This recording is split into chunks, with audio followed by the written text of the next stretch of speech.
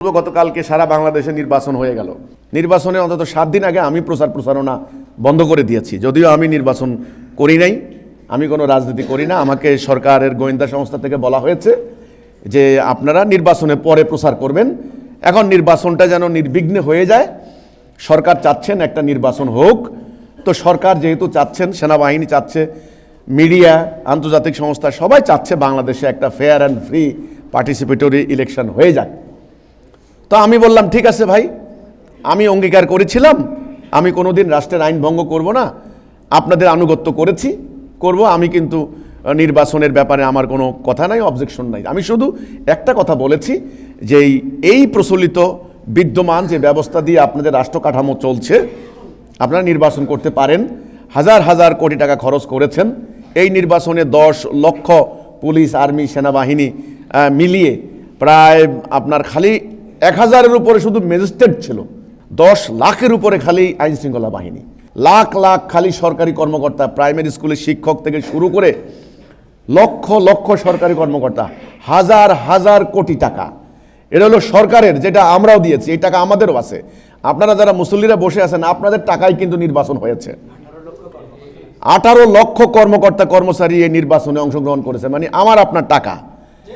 ঠিক আছে, আমরা কিন্তু সকালবেলা ঠিকমতো অনেকে একটা ডিম ভাজি করে খাইতে পারেন নাই, কিন্তু আমার আপনার টাকা দিয়ে কিন্তু ঠিকই নির্বাচন হয়ে গেল। এক একটা নির্বাচনী presiding officer, pulling officer, returning কর্মকর্তা কি পরিমাণ খরচ করেছে, 3500 কোটি টাকা প্রায় এ পর্যন্ত। এটা তো খালি গভর্নমেন্টের যে টাকাটা আমাদের থেকে গেছে, ওই টাকা হলো 3500 কোটি টাকা। নির্বাচনটা করার উদ্দেশ্য কি ছিল?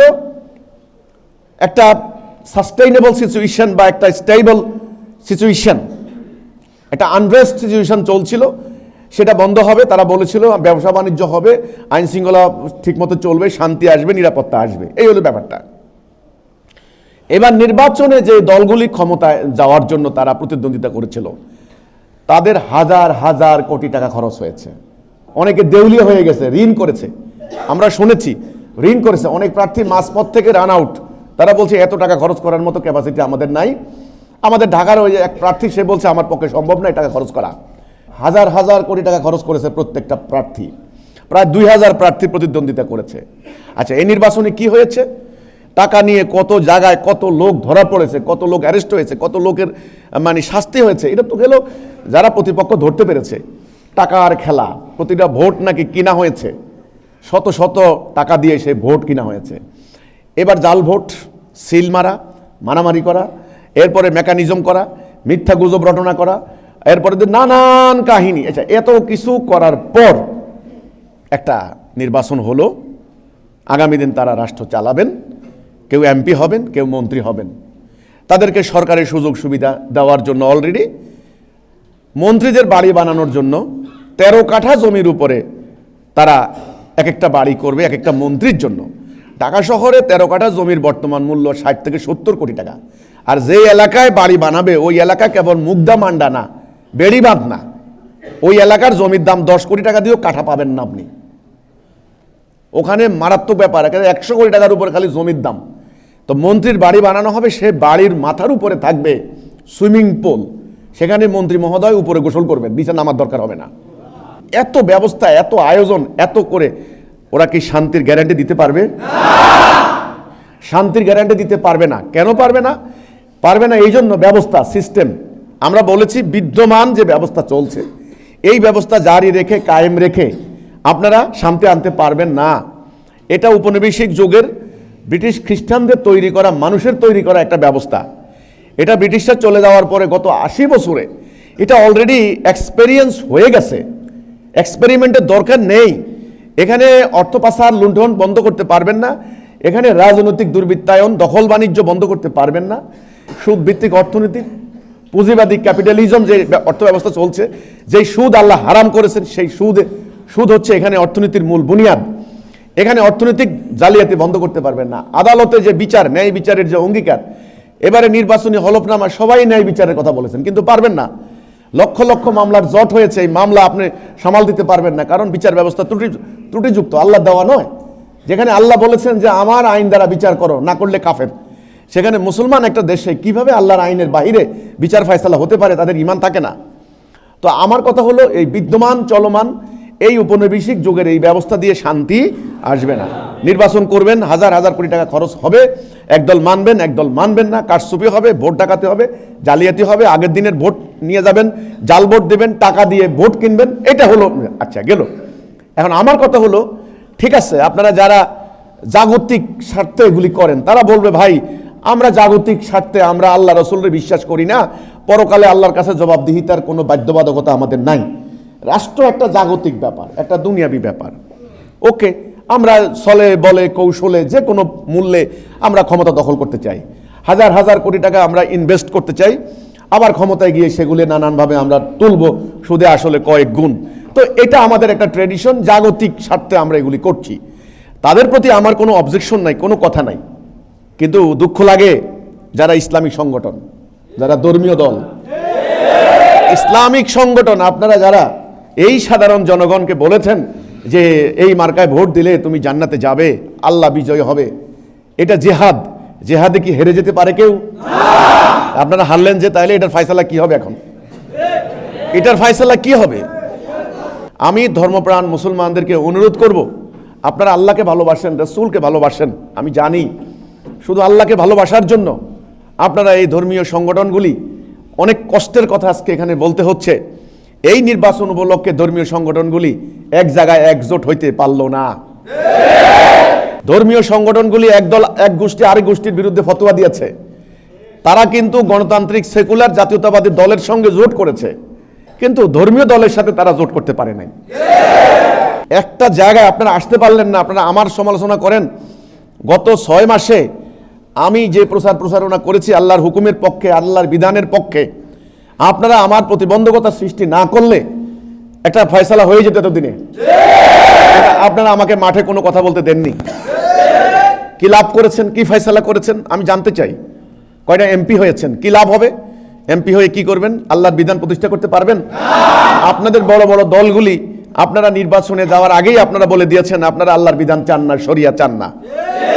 তখন জনগণ যখন চাপ দিয়েছে তখন বলেন গ্র্যাজুয়ালি করবেন, ধীরে ধীরে আস্তে আস্তে করবেন। ব্যাপারটা তো এত খেল তামাশা নয়, জনগণের সামনে স্পষ্ট করে বার্তা দিতে হবে। তো এখন আমার কথা হলো এই যে এই প্রক্রিয়াতে ইসলাম প্রতিষ্ঠা হবে না, এটা আমি আগেও বলেছি। আল্লাহ রাব্বুল আলামিন আল্লাহ রাসূলকে দায়িত্ব দিলেন। আমি ইসলামী সংগঠনের কোটি কোটি ভোটার, এখন এই ভোটারদের প্রতি, তাদের ধর্মীয় সেন্টিমেন্টের প্রতি মায়া হয়, দয়া হয়, যে এদের সেন্টিমেন্ট দেখে এরা আল্লাহ রাসূলের ইসলাম চান, এরা মনে প্রাণে চাচ্ছেন যে ইসলাম আসুক, এরা মনে প্রাণে চাচ্ছেন আল্লাহর দ্বীন কায়েম হোক, এরা মনে প্রাণে চাচ্ছেন রাষ্ট্রটা আল্লাহর কোরআনের বিধান দ্বারা চলুক। এনারা জানেন না যে এই প্রক্রিয়ায় ওনাদেরকে ঢুকানো হয়েছে, ওই প্রক্রিয়া রং, ওই প্রক্রিয়া ভুল, ওই প্রক্রিয়ার দিন প্রতিষ্ঠা হবে না। রাস্তা ভুল হলে জীবনেও গন্তব্যে যেতে পারবেন না।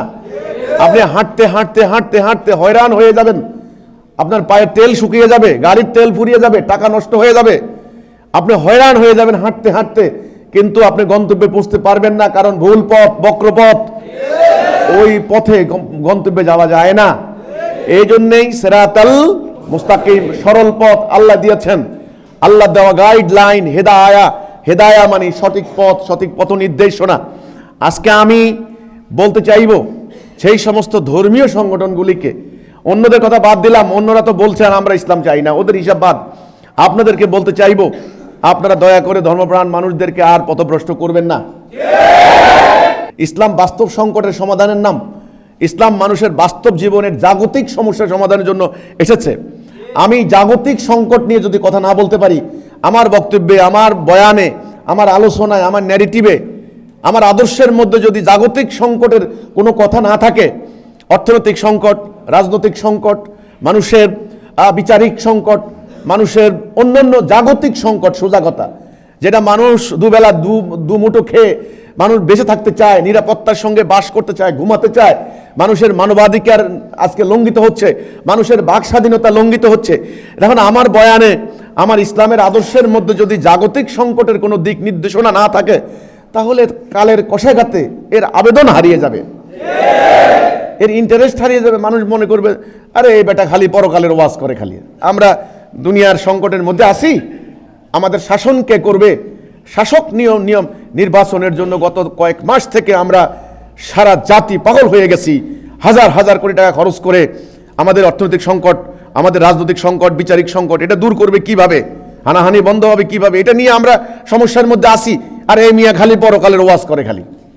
না, ইসলাম কি খালি পরকালের সংকটের জন্য আসছে? নো, ইসলাম পরকালীন সংকট নয়। ইসলাম কেবল পরকালীন, এটা জাগতিক সংকট সমাধানের জন্য একটা বিধান। রাসূলুল্লাহ কি জাগতিক সংকট সমাধান করেননি? রাসূলুল্লাহ 12.5 লক্ষ বর্গ মাইল এলাকার রাষ্ট্রপ্রধান ছিলেন, তাইলে এটা কি জাগতিক? এটা জাগতিক। রাষ্ট্রপ্রধান ছিলেন, তিনি রাষ্ট্রপতি ছিলেন, আল্লাহর বিধান দ্বারা তিনি রাষ্ট্র পরিচালনা করেছেন। মানুষের তৎকালীন এই আরব সমাজের সমস্যা কি ছিল? দাসত্ব ব্যবস্থা, সেটা তিনি আস্তে আস্তে নির্মূল করা শুরু করে দিয়েছেন। তৎকালীন আরব সমাজের সমস্যা কি ছিল? চুরি ডাকাতি, লুটতরাজ, এক গোষ্ঠী আরেক গোষ্ঠীকে হামলা করে সম্পদ লুণ্ঠন। রাসূলুল্লাহ এই জাগতিক সংকট তাদেরকে সমাধান করে দিলেন। ন্যায় বিচার ছিল না, ন্যায় বিচার কায়েম করলেন। নারীদের কোনো সম্মান ছিল না, নারীদের সম্মান প্রতিষ্ঠা করলেন। এগুলো কি জাগতিক নয় কি? জাগতিক। আচ্ছা, রাসূল আকরাম সাল্লাল্লাহু আলাইহি ওয়াসাল্লাম তিনি কি করলেন? তিনি সমৃদ্ধি এনে দিলেন। মানুষের ঘরে ভাত ছিল না, অজ্ঞানে পড়ে থাকতো আরবের লোকেরা। সেই সুদূর সিরিয়া বাণিজ্য করতে কোনো রকম লাভ হলে হইতো, না হলে নাই। কারণ আরবের জায়গাটা অনেক মরু এলাকা, পাথুরে এলাকা, বালিয়াড়ি, সেখানে উৎপাদন নাই, খনিজ সম্পদ তো আবিষ্কারে হয় নাই। কাজে মানুষগুলি ছিল অভাব দারিদ্রতায় নিমজ্জিত। সেখানে উটের পিঠে বোঝাই করে খাবার নিয়ে মানুষ ঘুরতো, নেওয়ার কেউ ছিল না। সমৃদ্ধি আসলো, নিরাপত্তা আসলো। একা একটা মেয়ে মানুষ হিজাজ থেকে হাদরামাউত হাজার হাজার মাইল যাইতো, কোনো ভয় থাকতো না।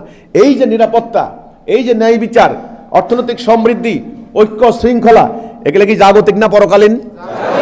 জাগতিক। আল্লাহ রাব্বুল আলামিন কোরআনের মধ্যে বলেছেন, রব্বানা আতিনা ফিদ দুনিয়া হাসানাতাও ওয়া ফিল আখিরাতি হাসানাতাও ওয়া কিনা আযাবান নার। আল্লাহ আমাদের দুনিয়ার জীবনকে সুন্দর করে দাও। তাহলে ইসলামের প্রথম উদ্দেশ্য হচ্ছে দুনিয়ার জীবন, জাগতিক জীবনকে সুন্দর করা, তারপরে আখিরাতের জীবনকে সুন্দর করা। যার দুনিয়ার জীবন সুন্দর, তার আখিরাতের জীবনও সুন্দর।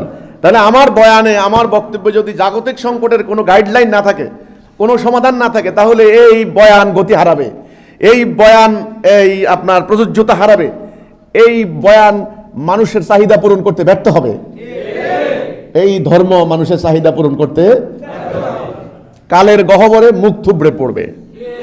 এটা ভারসাম্যহীন হয়ে যাবে। কি হবে?